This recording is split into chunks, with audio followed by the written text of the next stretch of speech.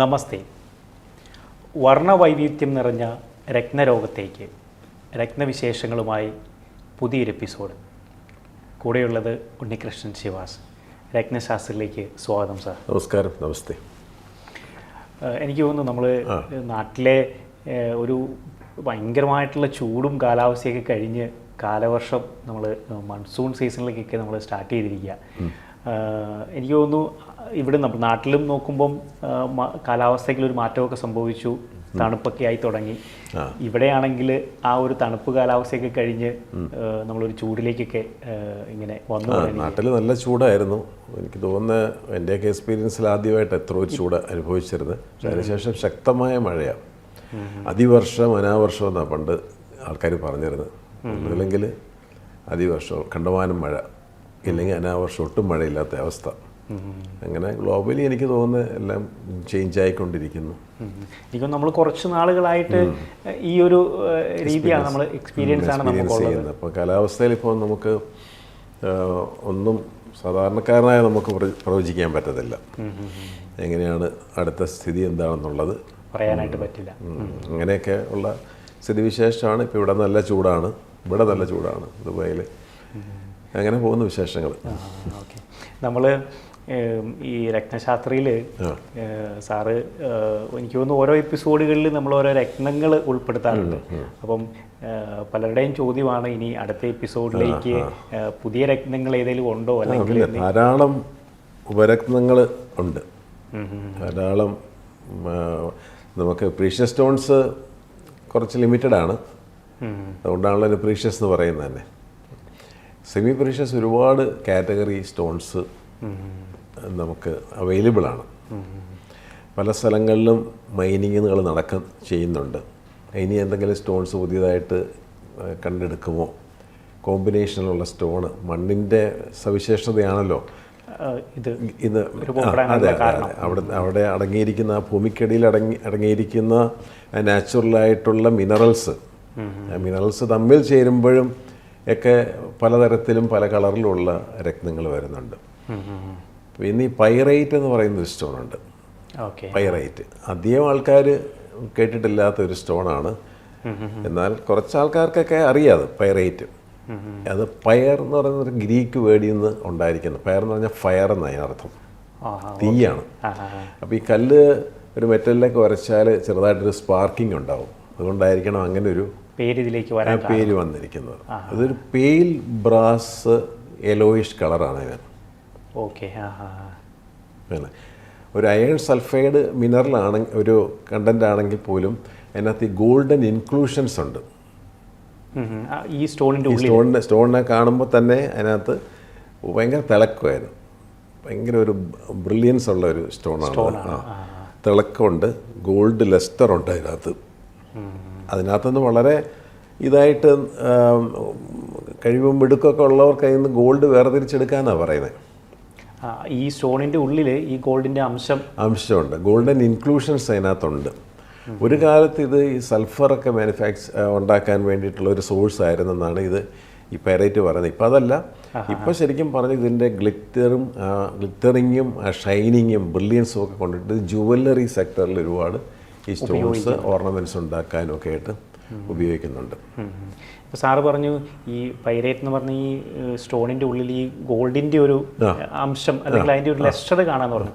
എനിക്ക് നമ്മൾ മുമ്പുള്ളൊരു എപ്പിസോഡിൽ പറഞ്ഞ ഒരു ലാപ്പീസ് ലസൂലിയിലും ഇതേപോലെ അതൊരു ചെറിയ മാർക്ക് പോലെ ഒരു ചെറിയൊരു ഡോട്ട് നമുക്കൊരു അങ്ങനെ ഒരു സംഭവം നമ്മളെ തോന്നിക്കുക, നമ്മളെ വിഷ്വലിൽ കാണിക്കുക. ഇത് അതിനകത്ത് ചെറുതായിട്ട് ഉണ്ടെന്നാണ് പറയപ്പെടുന്നത്, ചെറുതായിട്ട്. അപ്പം അതിൻ്റെ അകത്ത് എനിക്ക് തോന്നുന്നത് ഈ രണ്ടും ഉരുത്തിരിഞ്ഞ് വരുന്നതിന് എന്തെങ്കിലും ഒരു സിമിലാരിറ്റി കാണും ഈ സ്റ്റോണിന്. മനസ്സിലായല്ലേ? അപ്പോൾ ഇത് കണ്ടു കഴിഞ്ഞാൽ ശരിക്കും നല്ല ഒരു യെല്ലോ ബ്രാസിൻ്റെ കളർ ഒരു വരുന്നത്. അതിൽ നിന്ന് പിന്നെ ഒരു ബ്രാസ് എന്നുള്ള ഒരു ഗ്രേ കളർ എന്താണെന്ന് കൃത്യമായിട്ട് നമുക്കൊണ്ട് പറയാൻ പറ്റത്തില്ല. അങ്ങനെ പല നിറത്തിലുള്ള സ്റ്റോണുകൾ കിട്ടും. പൈറൈറ്റ് അത് ഭയങ്കര ഇത് ശരിക്കും ഇത് ഫെങ് ഷോയിൽ ചൈനീസ് ശാസ്ത്രത്തിൽ ഇത് വളരെ മണിയെ അട്രാക്റ്റ് ചെയ്യുന്നത്. കാരണം ഇതിൻ്റെ ഗ്ലിറ്ററിങ്ങും ഗോൾഡും. അപ്പോൾ അവരത് പല ഈ ഫെങ് ഷോയ് മാസ്റ്റേഴ്സ് ഉണ്ടല്ലോ, അവരെപ്പോഴും ഇത് ഷോപ്പിലും നിങ്ങളുടെ ഭവനത്തിലുമൊക്കെ വെക്കാനായിട്ട് അപ്പോൾ അങ്ങനെ സ്റ്റാൻഡിൽ വെച്ചിട്ടുള്ള സാധനങ്ങൾ വരുന്നുണ്ട്. ഇപ്പം സാർ പറഞ്ഞ ഈ സ്റ്റോൺ എന്ന് പറയുന്നത് നമ്മൾ കട്ട് ചെയ്ത് പോളിഷ് ചെയ്ത് വളരെ ഗ്ലിറ്ററിംഗ് ആയിട്ട് വരുമോ, അല്ലെങ്കിൽ നമ്മൾ റഫ് ആയിട്ടുള്ള ഒരു ഇതാണ് ഗ്ലിറ്ററിങ്ങിലാണ് വരുന്നത്. ഗ്ലിറ്ററിങ് വന്നാൽ റിംഗ് സൈസ് ഒക്കെ കിട്ടും. റിങ്ങിൻ്റെ മോഡൽ നമുക്ക് റിംഗ് ആയിട്ട് യൂസ് ചെയ്യാം. റിങ്ങും ബ്രേസ്ലെറ്റ്സ് ഒക്കെ ആയിട്ട് യൂസ് ചെയ്യാം. അല്ലാതെ തന്നെ റഫ് സ്റ്റോണുകളും റഫ് സ്റ്റോൺ കട്ട് അത് കട്ട് ചെയ്ത് ഇങ്ങനെ നിൽക്കുക, ഇങ്ങനെ കണ്ടാലല്ല ഇതുപോലെ കാണിപ്പോൾ ഈ പിക്ചറിലൊക്കെ കാണുന്ന പോലെ തന്നെ അത് നിൽക്കും. അപ്പോൾ അത് നമ്മൾ അവിടെ വെച്ചാൽ അത് പെട്ടെന്ന് നമ്മൾ അതിനകത്തോട്ട് അട്രാക്റ്റഡ് ആവും. സാറ് പറഞ്ഞ ഒരു കാര്യമാണ്, ആ ഒരു വിശ്വാസമാണ് നമ്മൾ ഈ ഒരു സ്റ്റോണിലേക്ക് ആയിരിക്കാമല്ലോ. അത് പല സംഗതികളും ഇപ്പം നമ്മളൊരു പിക്ചർ നമ്മളുടെ മരിച്ചുപോയ നമ്മളുടെ ഒരു വേണ്ടപ്പെട്ട ഒരാളുടെ,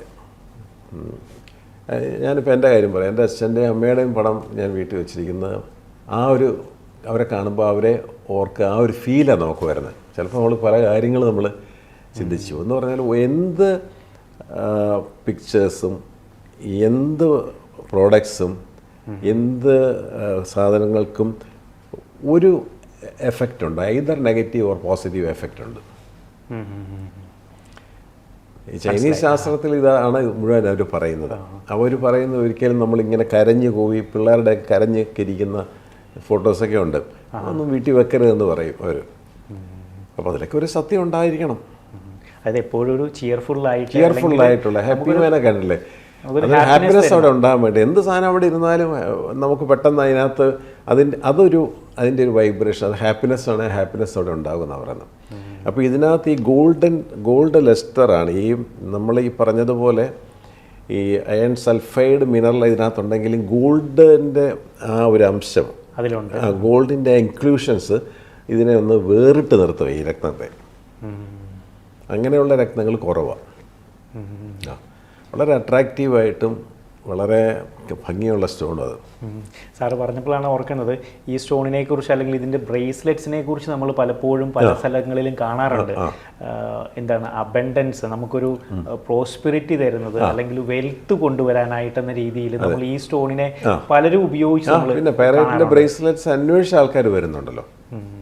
ഇപ്പം നെറ്റിലൊക്കെ നമുക്ക് സെർച്ച് ചെയ്യാമല്ലോ എന്താണ് ഇതിൻ്റെ ഗുണം, ബെനിഫിറ്റ്സ് ഓഫ് വെയറിംഗ് പാരൈറ്റ് സ്റ്റോൺസ് എന്ന് നോക്കുമ്പോൾ അതിനകത്ത് കിട്ടും അത്. അപ്പോൾ അത് നല്ലൊരു സ്റ്റോണാണ്, നല്ല ഭംഗിയുള്ള സ്റ്റോണാണ്. അത് നമുക്ക് ഉപയോഗിക്കാം. നമുക്ക് അതിനിപ്പോൾ കാലവും ഭേദവും ഗ്രഹനിലയൊന്നും ആവശ്യമില്ല, ഉപയോഗിക്കാവുന്ന ഒരു കോമൺ മാനും എൻ്റെ കോട്ടയത്തെ ഷോപ്പിൽ ഞാൻ മേശപ്പുറത്ത് ഒരു പൈറൈറ്റ് വെച്ചിട്ടുണ്ട്. ഇപ്പം നമ്മൾ തന്നെ നമ്മളെ പരീക്ഷിച്ച് നോക്കണമല്ലോ, എന്നിട്ട് വേണമല്ലോ മറ്റുള്ളവർക്ക് പറഞ്ഞു കൊടുക്കാനായിട്ട്. അത് വെച്ചിട്ടുണ്ട്. അതെന്തായാലും അത് കൊണ്ടൊരു ദോഷം വരില്ല, കാരണം അതൊരു ഒരു അട്രാക്ഷൻ തരുന്ന, അത് നമുക്കൊരു പോസിറ്റീവായിട്ടുള്ള ഒരു എനർജി തരുന്ന ഒരു സംഭവമാണ്. ഓക്കെ, ഇത് സാർ പറഞ്ഞ ഈ പൈറൈറ്റ് എന്ന് പറഞ്ഞ സ്റ്റോണിനെ കുറിച്ച് അല്ലെങ്കിൽ റഫായിട്ടുള്ളതിനെ കുറിച്ച് പറഞ്ഞത് എങ്ങനെയാണ് അതിൻ്റെ ഒരു വാല്യൂ? എക്സ്പെൻസീവ് ആയിട്ടുള്ള വലിയ എക്സ്പെൻസീവ് സ്റ്റോണൊന്നും അല്ല, വലിയ എക്സ്പെൻസീവ്. അത് നല്ലതായിട്ട് അത് കിട്ടുന്നുണ്ട്. ഇപ്പം നമുക്കിപ്പം ചൈനയിലുണ്ട്, ഇന്ത്യയിലുണ്ട്, ചൈനയിലുണ്ട്, മെക്സിക്കോയിലുണ്ട്, അങ്ങനെ പല സ്ഥലത്തും ഈ സ്റ്റോൺ അവൈലബിൾ. പിന്നെ ഇതിന് ഹൈ ഡിമാൻഡ് ഇല്ലല്ലോ. ഇത് ആൾക്കാർ അറിഞ്ഞു കേട്ടൊക്കെ വരുമ്പോഴാണ് ഇതിന് ഡിമാൻഡ്സ് വരുന്നത്.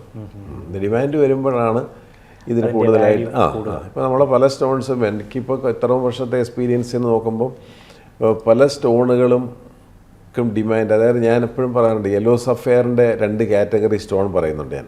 യെല്ലോ സഫയർ പെയിൽ യെലോയിഷാണ്, നാച്ചുറലായിട്ട് 100% ഒരു ട്രീറ്റ്മെൻറ്റും ഇല്ലാതെ ഒരു ഹീറ്റിങ്ങും ഇല്ലാത്തത് കിട്ടുന്നത്. ഇതിനെ മറികടന്നിട്ടാണ് ഇപ്പോൾ നമ്മൾ ഹീറ്റ് ചെയ്തിരിക്കുന്നതും കളർ എൻഹാൻസ്മെൻറ്റും ആയിട്ടുള്ള ബാങ്കോക്ക് സഫയർ. അങ്ങനെ പല സ്ഥലത്ത് ബാങ്കോക്കിലൊക്കെ നല്ല സ്റ്റോൺ കിട്ടും, ഇതും കിട്ടുമെന്ന് ഞാൻ പറഞ്ഞു കേട്ടോ. പിന്നെ ബാങ്കോക്ക് സഫയർ എന്നൊരു പേര് വേണ്ടിയിട്ടുണ്ട് ഇതിന്, അതുകൊണ്ടാണ് പറയുന്നത്, അല്ലാതെ അതിനെ താത്തിക്കെട്ടി പറയല്ല. പക്ഷേ ഈ സ്റ്റോണ് ശരിക്കും കളർ കയറ്റി വരുന്ന സ്റ്റോണാണ്. ഇപ്പം അതിന് ഭയങ്കര ഡിമാൻഡ്, കാരണം അതിന് ആൾക്കാർ ജ്വല്ലറിയിലും ഒക്കെ ആൾക്കാർക്ക് യെല്ലോ സഫയർ വേണമെന്നല്ലേ പറയുന്നത്. അപ്പം അതിൻ്റെ സ്റ്റോണിനുള്ള ഡിമാൻഡ് കൂടിയപ്പോൾ അതിന് ഓട്ടോമാറ്റിക്കലി അതിൻ്റെ വില കൂടി. മറ്റേത് ഒരു 5-6 വർഷം മുമ്പ് നല്ല യെല്ലോ സഫയറിൻ്റെ പകുതി വിലയുള്ളൂ ഇതിന്. ഇത് നമുക്കറിയാം ഇത് ഹീറ്റ് ചെയ്തിരിക്കുന്നതാണ്. അപ്പോൾ ഇതിൻ്റെ ഡിമാൻഡുകൾ അനുസരിച്ചിട്ടാണ് വില കൂടുന്നത്. ഇന്നിപ്പോൾ ഒരു വിലയാണ് പൈറൈറ്റിനെങ്കിൽ നാളെ എന്താണെന്ന് നമുക്ക് പറയാൻ പറ്റില്ല.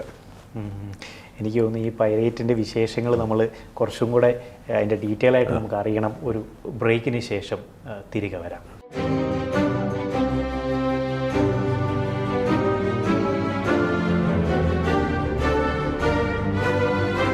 രത്നശാസ്ത്രത്തിലേക്ക് തിരിച്ചു വരാം.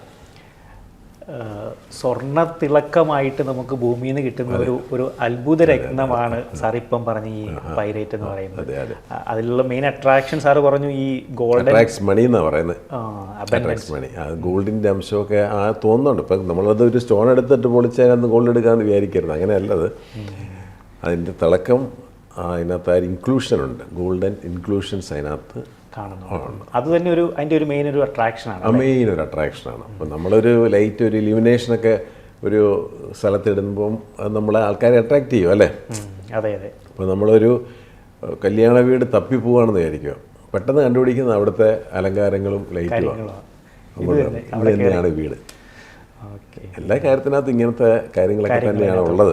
അപ്പോൾ ഇത് നമുക്ക് അട്രാക്റ്റീവായിട്ടുള്ള സ്റ്റോണാണ്. അപ്പോൾ നമുക്ക് വേണമെങ്കിൽ ഒരു സ്റ്റോൺ ഓഫ് ലൈക്ക് അബണ്ടൻസ് അല്ലെങ്കിൽ ഒരു വെൽത്തിൻ്റെ പ്രോസ്പെരിറ്റിയുടെ ഒരു സ്റ്റോണായിട്ട് നമുക്ക് പണ്ടത്തെ കാലത്ത് മുതലേ ആൾക്കാർ വളരെ വളരെ പഴയ സ്റ്റോണാണ് ഇത്. ഒരുപാട് നൂറ്റാണ്ടുകൾ പഴക്കമുള്ള സ്റ്റോണാണ്. സാറ് പറഞ്ഞു ഇതിപ്പോൾ മെയിനായിട്ട് കിട്ടുന്നത് ജപ്പാൻ, ചൈനയിൽ, ഇന്ത്യയിലും ഒക്കെ ഉണ്ട്, കിട്ടുന്നുണ്ട് അല്ലേ? ഇത് എങ്ങനെ നമ്മൾ ഈ ഇത് ഖനനം ചെയ്യുന്നത് മെയിൻലി മൈനിങ്ങിന് ഒരുപാട് സോഴ്സസ് ഉണ്ട്. ഇപ്പം നമ്മൾ ചില കല്ലുകൾ, ഇപ്പോൾ ഡയമണ്ട്സൊക്കെ നമുക്ക് ചിലപ്പോൾ നമുക്ക് കടൽ തീരങ്ങളിലൊക്കെ ചില മണ്ണൊക്കെ അടിഞ്ഞിട്ട് ഇങ്ങനെ വന്നിട്ട് കിടന്നിട്ട് കിട്ടാം. ഇപ്പോൾ ഈ ആഫ്രിക്കൻ കിട്ടുന്നുണ്ട് എന്ന് പറഞ്ഞാൽ സോഴ്സുകൾ പലതുണ്ട്. പിന്നെ ഇതിന് മെയിൻലി ഇതിനകത്ത് ഓപ്പൺ കാസ്റ്റ് മൈനിങ് എന്ന് പറയുന്ന ഒരു മെത്തേഡ് ഇതിന് ഉപയോഗിക്കുന്നത്. കാരണം ഈ കല്ലുകൾ ഭൂമിയുടെ ഷിഫ്റ്റ് കൊണ്ട് കുറച്ചൊരു സർഫസിൽ വന്നു കഴിഞ്ഞാൽ ശരിക്കും നമ്മൾ ഡിഗ് ചെയ്ത ഓപ്പൺ കാസ്റ്റ് മൈനിങ്. ഈ മൈനിങ് പലതരത്തിലുണ്ട്. ഓപ്പൺ കാസ്റ്റ് ഉണ്ട്, ടെറസ് മൈനിങ് ഉണ്ട്, അതുപോലെ തന്നെ നമുക്ക് വെള്ളത്തിൽ സീ മൈനിങ് ഉണ്ട്. മനസ്സിലായില്ലേ?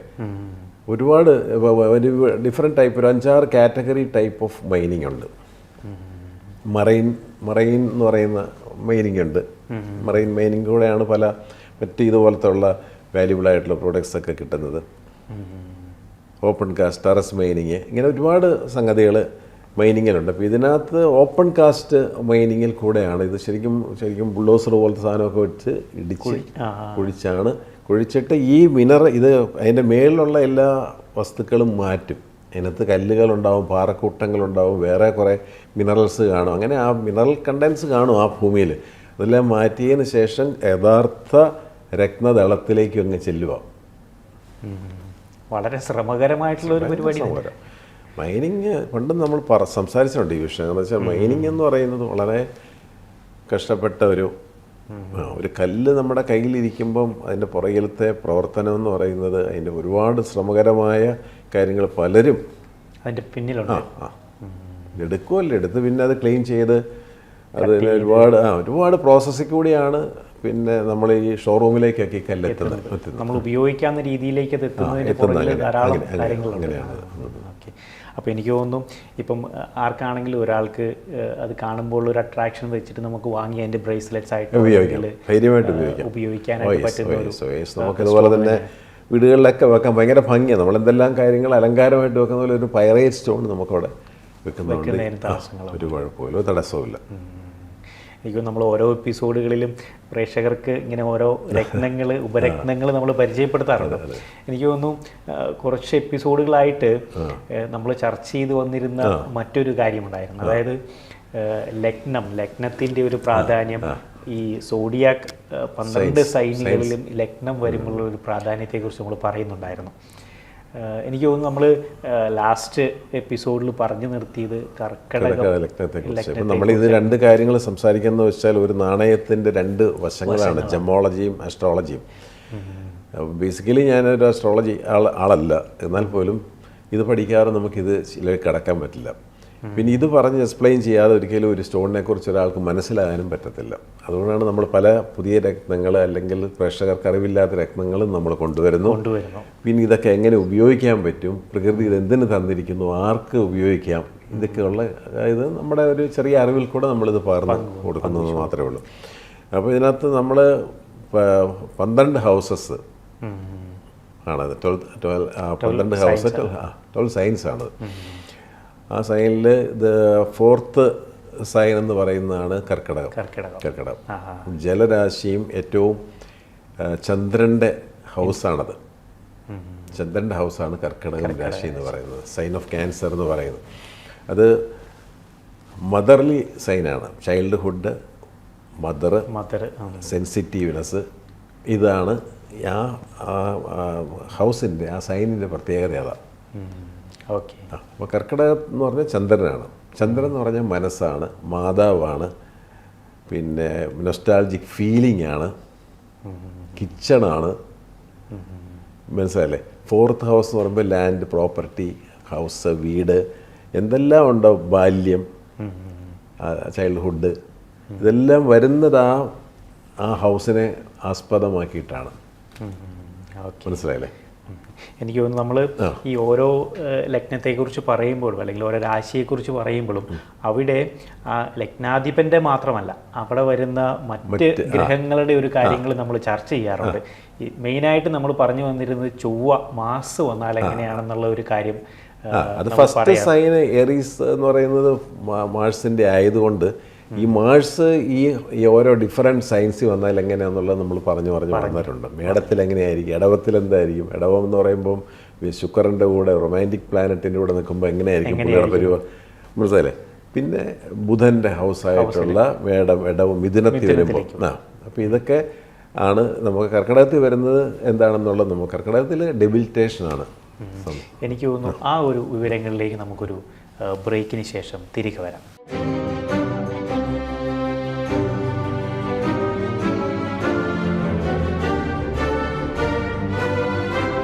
Welcome back to Ratnashastra. നമ്മൾ പറഞ്ഞു വന്നത് കർക്കിടക ലഗ്നത്തിൽ കർക്കിടക രാശിയിൽ ചൊവ്വ വന്നാൽ കാര്യങ്ങളാണ് നമ്മൾ പറഞ്ഞത്. അതെ. അപ്പോൾ ചൊവ്വയ്ക്ക് അവിടെ നീചാവസ്ഥയാണ് സംഭവിക്കുന്നത്. കർക്കിടകത്തിൽ ചൊവ്വ നീചപ്പെട്ട് നിൽക്കുന്നത്. അപ്പോൾ ഓരോ ഗ്രഹങ്ങൾക്കും സ്വക്ഷേത്രം, നീചം, ഉച്ചം, സ്വക്ഷേത്രം, ഉച്ചം, നീചം, അങ്ങനെയാണ് പറയുന്നത്. അപ്പോൾ അതിനകത്ത് ഇത് നീചപ്പെട്ടു പോകുന്നു. എന്തുകൊണ്ട് ഈ ഡെബിലിറ്റേഷൻ അവിടെ സംഭവിക്കുന്നു, അല്ലെങ്കിൽ നീചാവസ്ഥ ഈ ചൊവ്വ എന്ന് പറയുന്നത് ധീരനായ പടയാളിയാണ്. അറിയാലോ, നമ്മൾ പറഞ്ഞിട്ടുണ്ട്. അഗ്രസീവായിട്ടുള്ള പ്ലാനറ്റാണ്, ദേഷ്യക്കാരനാണ്, എന്തും പെട്ടെന്ന് പുള്ളി സാധിച്ചെടുക്കും. മിലിറ്ററിയുടെ ഒരു കമാൻഡറാണ്, നാട് സംരക്ഷിക്കുന്ന ആളാണ്, സോൾജിയറാണ്. ആ ആൾക്ക് എന്തുകൊണ്ട് കർക്കിടകം ഹൗസ് ഏരീസിൽ സൈൻ ഓഫ് ഏരീസിൽ എന്തുകൊണ്ട് മാഴ്സ് ഡെബിലിറ്റേഷൻ സംഭവിക്കുന്നു? ഇതാണല്ലോ ചോദിച്ചത്. എന്ന് വെച്ചാൽ ധീരനും ധൈര്യവാനും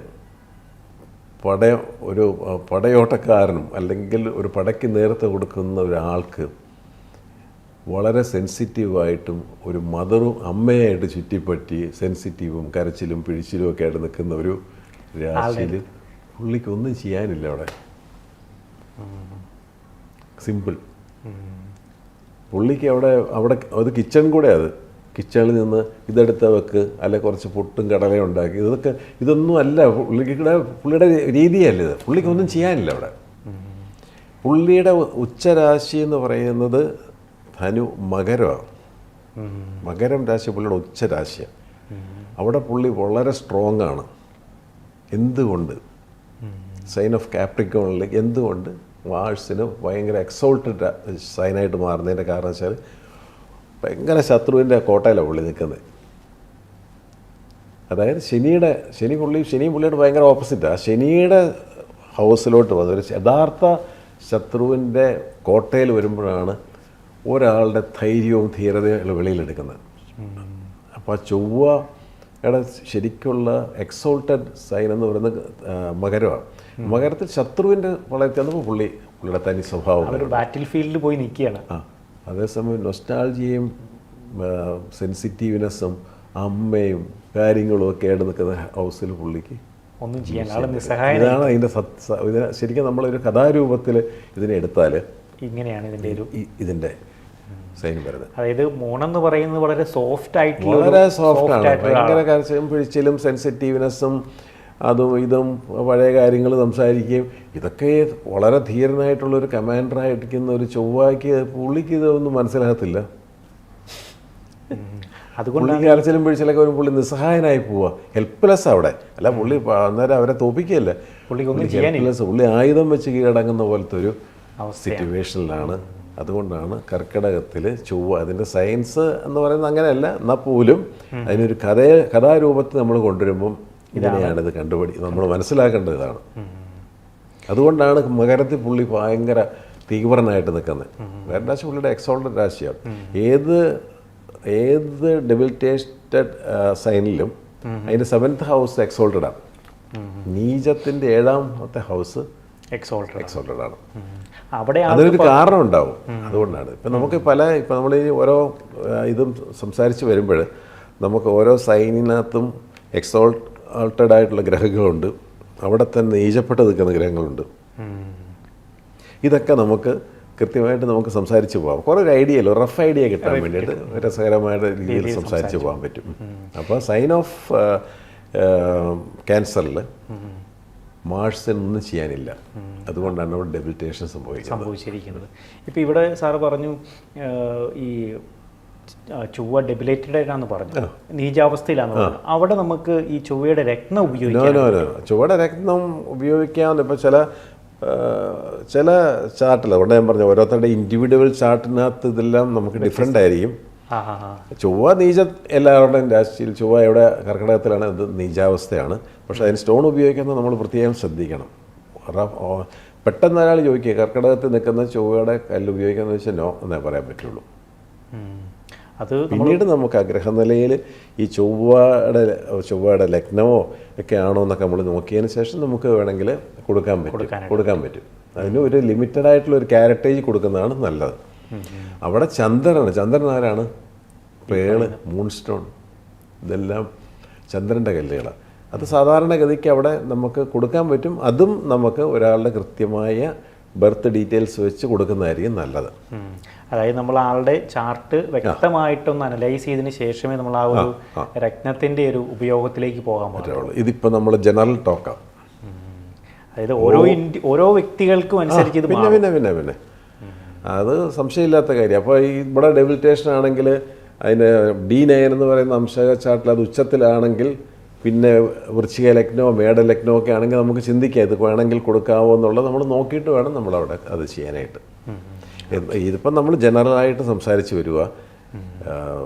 ചന്ദ്രൻ്റെ ഹൗസായിട്ടുള്ള കർക്കിടകത്തിൽ എന്തുകൊണ്ട് ചൊവ്വ നീചപ്പെട്ട് അതിൻ്റെ രക്തം ഉപയോഗിക്കാമോ, അതാണ് നമ്മൾ ചോദിച്ചത്. അതാണ് നമ്മളിപ്പോൾ സിമ്പിളായിട്ട് ചെറുതായിട്ട് ഒരു കഥാരൂപത്തിൽ പറഞ്ഞിരിക്കുന്നത്. എനിക്ക് തോന്നുന്നു ഇപ്പോൾ സാറ് പറഞ്ഞ പോലെ ഈ കർക്കിടക രാശിയുടെ ഒരു രത്നമാണ് പേള് അല്ലെങ്കിൽ മൂൺ സ്റ്റോൺ എന്ന് പറയുന്നത്. അപ്പോൾ അതിൻ്റെ ഒരു ഉപയോഗത്തെക്കുറിച്ച് നമ്മൾ പ്രേക്ഷകരോടൊന്ന് പങ്കുവെക്കണം. പക്ഷേ എനിക്ക് തോന്നുന്നു നമുക്കതൊരു അടുത്ത ഒരു എപ്പിസോഡിൽ, ഇന്നത്തെ എപ്പിസോഡിൻ്റെ സമയം ഏകദേശം അതിക്രമിച്ചിരിക്കും. നമുക്ക് അടുത്തതായി നമുക്ക് ഈ പേൾസും കോറൽസും ഉപയോഗിക്കുന്നതിൻ്റെ ഒരു പീരീഡ് നമുക്കതൊന്ന് പ്രേക്ഷകരായിട്ടൊന്ന് സംസാരിക്കണം. എനിക്ക് തോന്നുന്നു ഇന്നത്തെ എപ്പിസോഡ് നമുക്ക് വൈൻഡ് അപ്പ് ചെയ്യാനുള്ള സമയമായി. അടുത്തൊരു എപ്പിസോഡിൽ കണ്ടുമുട്ടാം. നമസ്കാരം.